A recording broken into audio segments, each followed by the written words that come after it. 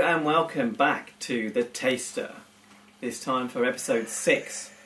Now if you follow my blog, you'll have noticed that in the last 3 weeks there haven't been any postings, and you'll also know that I've been promising for some time now to move on from wine, although we will be going back there, and to start having a first look at any rate at coffees. So a couple of days ago I put on a posting onto my blog which said I was going to be looking at coffees from around the world, and specifically looking at one from each of the really big coffee growing regions in the world.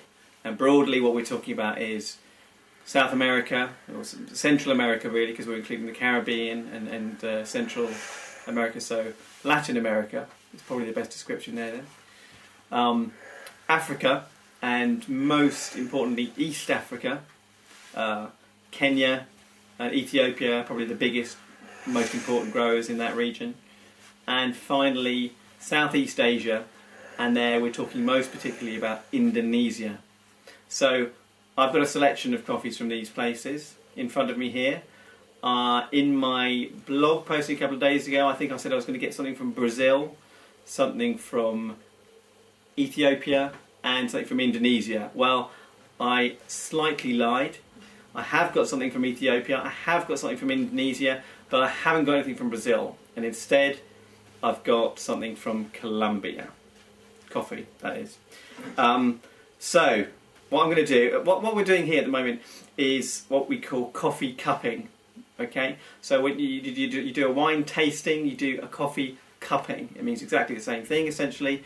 You're tasting the qualities and the aromas and everything of the coffee, but you don't call it coffee tasting, you call it coffee cupping. I don't know why.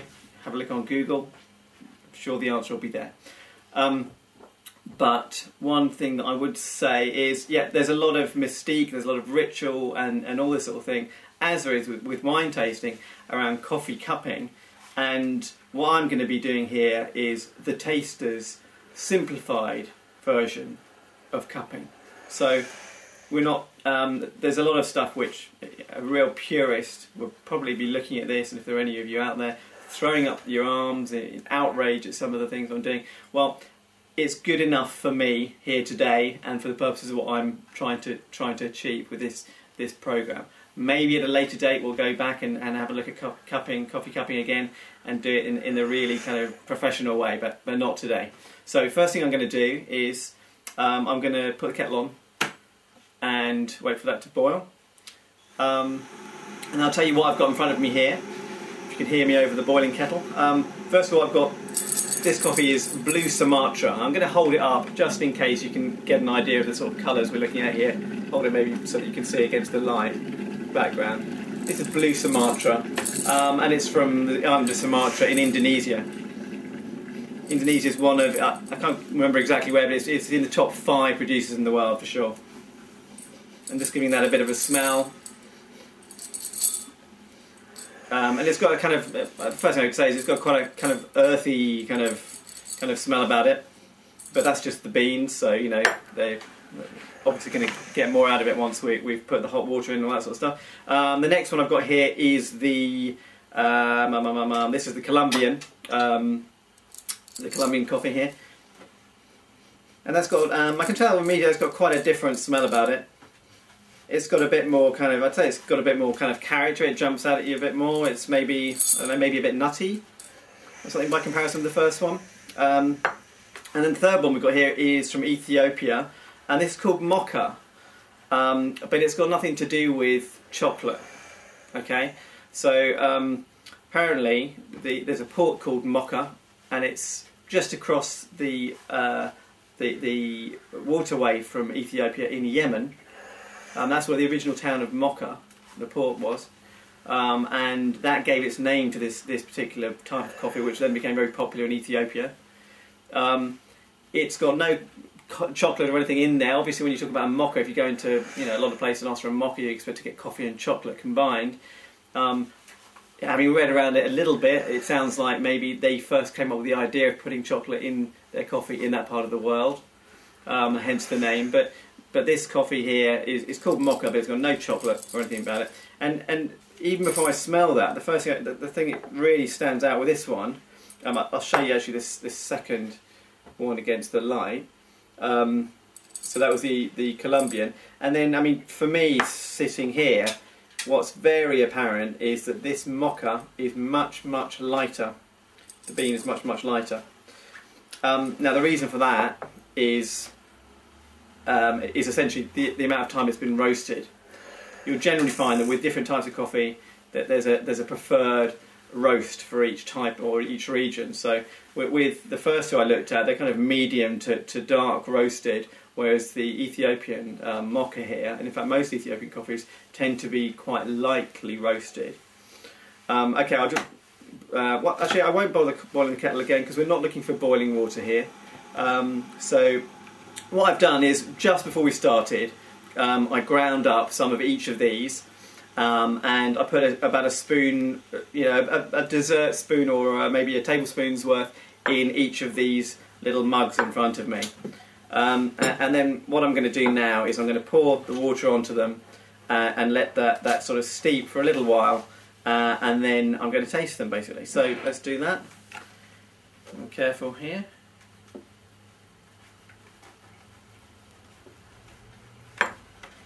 Okay, number 2 and number 3. There we go, the Ethiopian one. Okay, and what I'm going to do, I'm just going to let that one mix in a bit because some of that's sitting on the top there.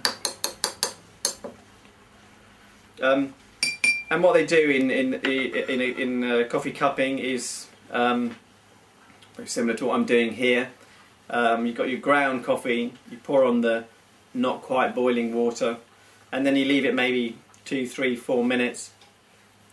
And at the end of that time, you get kind of a crust on the top of each of the coffees, which is where the grounds have risen to the top. They're floating there, and then you're going to give them a good sniff each time, and then give them a bit of a taste. And obviously, because you've got that crust, you've got to push back the crust. And the other thing which I'm going to do, which is authentic to the coffee cupping ritual, is I'm not going to be sipping them out of the cup. I'm going to be taking them with a spoon. So I mean, there are reasons for all these things. So some, it might sound a little bit silly, some of these elements, but at the end of the day, it's the way that's been developed by people who are having to taste a lot of coffees. Maybe they're blending, maybe they're working for importers and that sort of thing. But it's the way that they've discovered is perhaps the most efficient and informative way of tasting the different coffees. So I'm just going to let them go for a little bit longer there, let them keep steeping, and just thinking again about the different types of coffee beans. Well, there are different varieties of coffee beans in the world, and the two main ones being Robusta and Arabica. All of these are Arabica beans, and that is the one that tends to be the higher. It costs more. It tends to be more highly regarded, and put into the better coffees. The Robusta is something that you tend to find in a lot of instants and that sort of thing. So if you're getting kind of gourmet coffees, nice coffees, and that sort of thing, the whole beans, chances are you'll be buying Arabica as well. And just letting that steep a little bit longer. So let's just say something more about these particular types. It's Blue Sumatra, as I say, Indonesia. I think Indonesia is maybe something like the 4th biggest producer.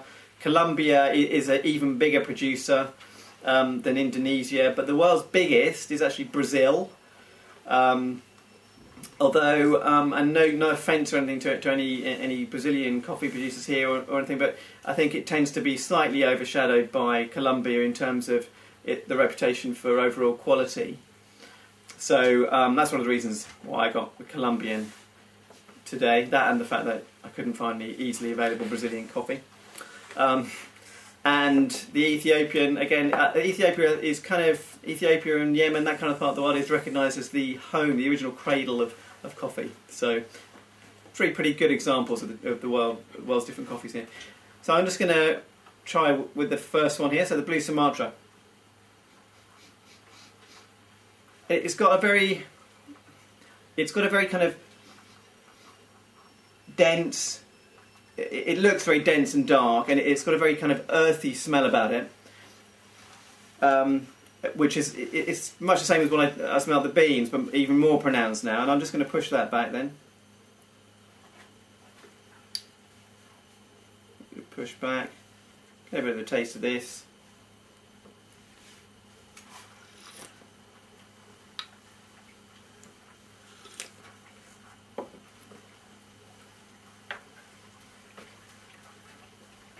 Yeah, and it's quite sort of, it's quite mellow. It's got maybe a bit of chocolatiness about it. It's very rich. It's very kind of very thick and dense and earthy. So that's that one. Let's move on to the next one. So here we are with the Colombian. Push that back.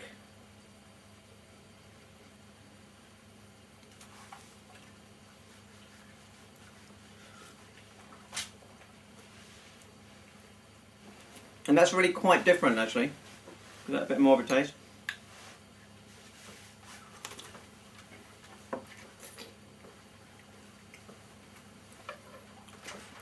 I'd say that's slightly lighter. It doesn't have quite the same denseness to it, but the actual flavour is probably a bit more intense. And it's definitely got some nutty elements to it. Sorry about the phone there. Don't worry about that. My wife's picked that up. Yeah, it's kind of nutty, it's quite intense, and really quite a different kind of a flavour altogether. So finally, let's have a look at and a taste of the Ethiopian. And yeah, it looks a bit lighter in the cup as well, as we'd expect, considering the beans. And let me give that a go. And that smells really, that's quite unusual. I mean, that smells completely different to the other two. Let's give it a go.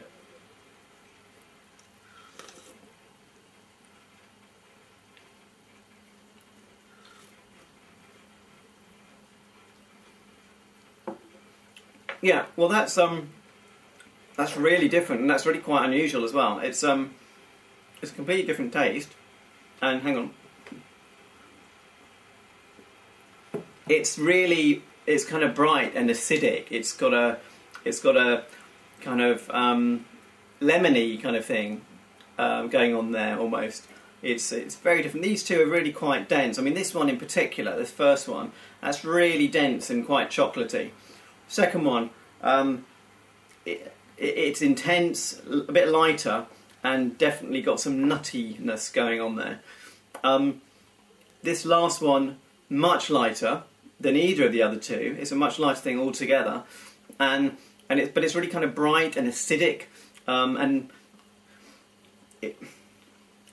it's just, yeah, like a sort of citrusy, maybe even floral thing on the nose, and for my money, the nicest taste of the three. So, well, basically that's my initial foray into the coffee tasting. If you're a coffee purist, don't just throw up your hand and say, "What's he talking about? What's he doing?" Yeah, put a comment on the blog. Tell me tell me what I should be doing, whatever whatever you like. But for me, this has been quite professional enough for my first foray into coffee tasting. All really quite nice. I think this has got the least obvious flavour about it. It's kind of dark and musky or something, but this one is kind of nutty and as I say, quite intense. But my favourite, if I was going to make myself a cup, would definitely be the Ethiopian Mocha. So just throwing numbers out in the air, marks out of 20. Well, it's quite difficult, but just really pretty much throwing numbers out based on real gut feel. This one, slightly less flavourful, not bad, but didn't enjoy it that much. I'd give that a 12. This one, a little bit more interesting, so I'm maybe going to give that one 14. And the Ethiopian, well, I'm going to give that a 17 because I really enjoyed that. And I think I'm going to finish the rest of that. I can get rid of the grounds on top. Anyway, thanks for watching, and I hope to see you again next week. Take care.